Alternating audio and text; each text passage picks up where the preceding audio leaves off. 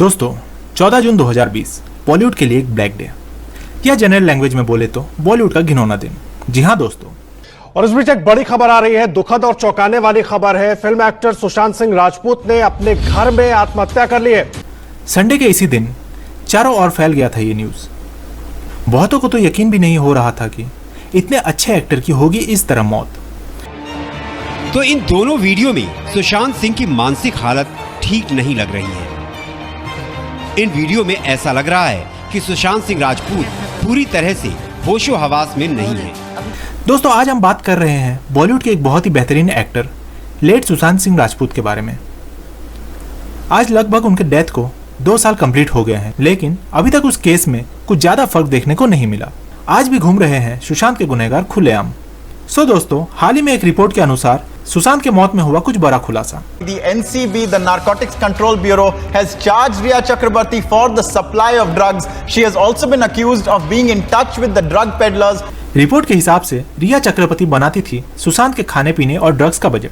दोस्तों जैसे कि हम सभी जानते हैं कि उस टाइम सुशांत की गर्लफ्रेंड थी रिया, लेकिन कौन सी ऐसी लाइफ पार्टनर या गर्लफ्रेंड होती है जो अपने ही बॉयफ्रेंड को ड्रग्स देती है और ड्रग्स का बजट भी बनाती है। रिया चक्रवर्ती गांजा लेकर सुशांत सिंह राजपूत को दिया करती थी। तो चलिए ये सब बात छोड़ते हैं और बात करते हैं उस रिपोर्ट के बारे में। सुशांत के मौत के 760 दिन बाद एनसीबी ने 286 पेजेस का एक चार्जशीट पेश किया है और उस चार्जशीट में रिया चक्रवर्ती और उनके भाई शोभिक समेत और भी बाकी आरोपियों का रोल बताया गया है। एनसीबी के 49 पेजेस के एक रिपोर्ट में रिया चक्रवर्ती का नाम 32 टाइम्स लिखा गया है, जो कि इस बात की तरफ इशारा करता है कि हो सकता है इस केस में रिया का हाथ हो। मैं हो सकता है इसलिए बोल रहा हूं क्योंकि किसी को गुनहगार बताना या साबित करना मेरा काम नहीं है, वो तो कोर्ट और सीबीआई वाले ही करेंगे। मैं तो बस इंफॉर्मेशन दे रहा हूं जो रिपोर्ट में है।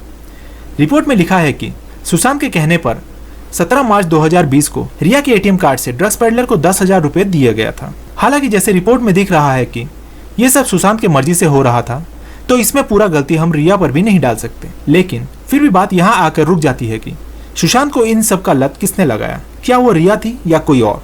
तो चलिए रिपोर्ट को आगे देखते हैं। 17 अप्रैल 2020 को रिया चक्रवर्ती और शोभिक ने दीपेश सावंत को केजान इब्राहिम से चरस और गांजा रिसीव करने का ऑर्डर दिया था। अब बात आता है कि ये केजान इब्राहिम कौन है। तो केजान इब्राहिम 25 साल का एक ड्रग सप्लायर है और सुशांत के मौत के समय उसका उम्र करीब 23 साल का था। तो केजान इब्राहिम मुंबई में अपना ड्रग सप्लाई का काम करता था और सुशांत के मौत के बाद ही इसका नाम सुर्खियों में आ गया था। और माना जाता है कि उस टाइम वो one of the most active drug supplier था और वो बांद्रा का एक रियल एस्टेट बिजनेसमैन भी था, जिसका ड्रग्स का सप्लाई बॉलीवुड में भी चलता था। तो बात करते हैं इस केस में उसका नाम कैसे आया। तो जैसे ही एनसीबी ने अब्दुल बसीस परिहार को अरेस्ट किया और इंट्रोगेशन के दौरान अब्दुल बसीस परिहार ने केजान इब्राहिम का नाम उगल दिया और तब से इस केस में केजान एक अहम किरदार बन गया है। अब यहाँ पर केजान इब्राहिम का कितना बड़ा रोल है, एनसीबी की टीम इसको खंगाल रही है। तो चलिए रिपोर्ट में वापस आते हैं। तो रिया और उसके भाई ने दीपेश सावंत को केजान इब्राहिम से चरस और गांजा रिसीव करने का ऑर्डर दिया था और रिपोर्ट में बताया है कि रिया ने दीपेश को पैसे देकर 25-25 ग्राम के गांजे के 2 पैकेट्स खरीदे थे और उसमें से एक पैकेट अपने भाई शोभिक के लिए लिया था। सोचिए एक बहन अपने ही भाई को गांजा कैसे दे सकती है। चलो ये सब ग्लैमर का बात है, तो शायद ये सब चल भी जाता है। सो रिपोर्ट में यह भी कहा गया है कि रिया ड्रग्स के फाइनेंस से लेकर पूरा मैनेजमेंट देखती थी।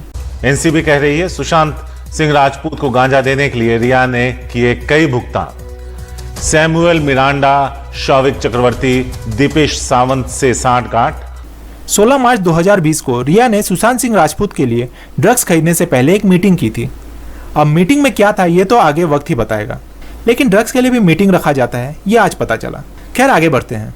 तो रिया ने दीपेश सावंत को 7,000 रुपये ग्रोसरी और गांजा लाने के लिए दिया था। यानी रिया सच में पूरा अच्छा मैनेजमेंट करती थी सुशांत के पैसों का। रिया को एक्ट्रेस नहीं अकाउंटेंट होना चाहिए था। नवंबर 2019 के आखिरी हफ्ते में रिया और शोभिक के सहमति से उनके घर पर ड्रग्स की डिलीवरी की गई थी। रिया ने सुशांत को ड्रग्स इस्तेमाल करने के लिए अपना घर दिया था। On the other hand, it also says that there was delivery of drugs that used to take place at Riya Chakrabarti's residence. So ये रहे उस रिपोर्ट की कुछ अहम बातें जो क्राइम टेक के न्यूज में दिखा।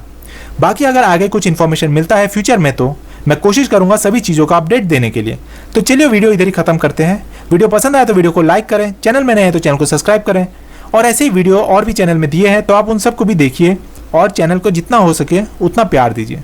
तो चलिए वीडियो इधर ही खत्म करते हैं। आज के लिए बाय।